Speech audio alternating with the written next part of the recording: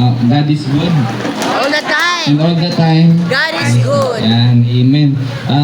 Unang po sa lahat, magpupurit, magpapasalamat po ako sa ating Diyos na buhay, sa ating banal, sa ating Bering Maria, at sa banal na Espiritu Santo. Ganoon po magandang hapon po sa kay Nanay Lucia, Hilarion po.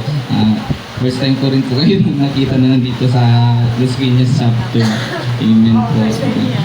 Tapos, yun po, at magpupulit, magpasalamat po sa nangyari sa akin itong Kwaresma pa nangyari.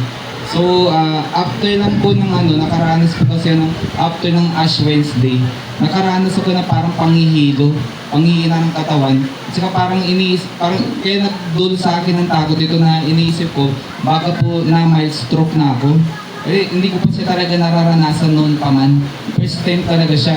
So, yung inisip ko, sabi ko, hindi kaya mataas na yung blood pressure ko. So, nagpatingin ako sa doktor. Nung nagpatingin ako, ang blood pressure nga ay mataas ang blood pressure ko.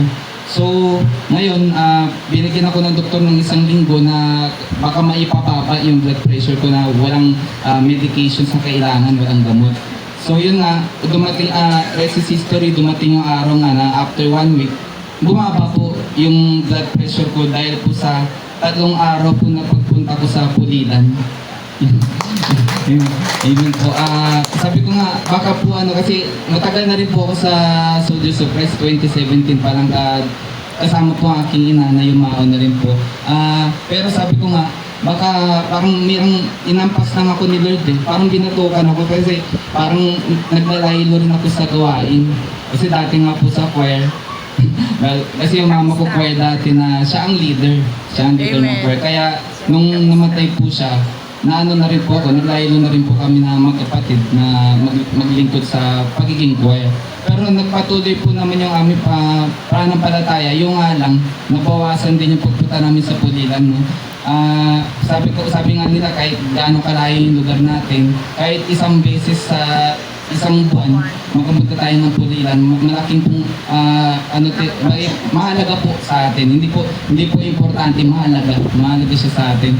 No, so nagtuloy-tuloy, pero yung ko after nung 1 week, bumaba yung yung blood pressure ko. Pero ganun pa din, meron pa rin akong hilo, parang vertigo, sabihin natin vertigo. Yung kinakabahan pa rin ako.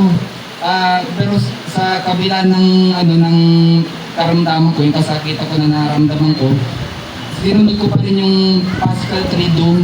Yung sabi ko ni Nanay Lucia kanina, yung Pascal Triduum. Sabihin na natin, hindi na sa Pascal Triduum, kasama na po yung palaspas. Isimula ng palaspas. Hindi po ako tumigil sa pagsisimba, hindi po ako tumigil sa pagsama sa prosesyon, hindi po ako tumigil sa pagro-rosary, sa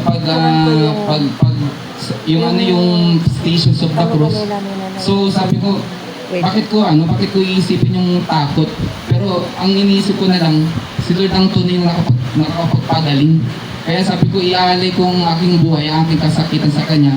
Pinagpatuloy ko pala na ito. The rest is history. Umabot ko nung palaspas kasi, parang natatakot ako kasi parang sa simbahan, hindi ako makakanta ng yung buong lakas. May parang medyo kinakapuso ko ng hininga. Kaya sabi ko, bakit nagkakaganito ako? Pero yun nga, dumaan ng mga mahal na araw hanggang umabot ang linggo ng palaspas. Nakapag-awit na ako ng Alleluia ng buong puso at kanulo. Amen po. Kaya nga, tubos po nagpapasalamat kay Lord na at gusto ko rin iiwan po sa atin po lahat, no, na binago rin ng Diyos yung aking paniniwala at ang pananampalataya ko sa mga banal na araw. Ito po pala hindi po dahil po nabuhay si Jesus ay magsasaya tayo, magiinom tayo, maglalakwadya tayo. Hindi po. Ang tunay po pala talaga ng kahulugan ng pagkabuhay ni Jesus.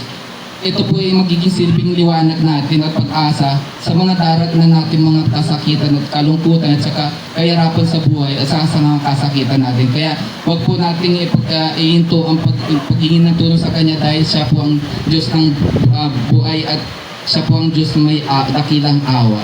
Amen. Amen. Ayun po tayo, no? Sa basta every month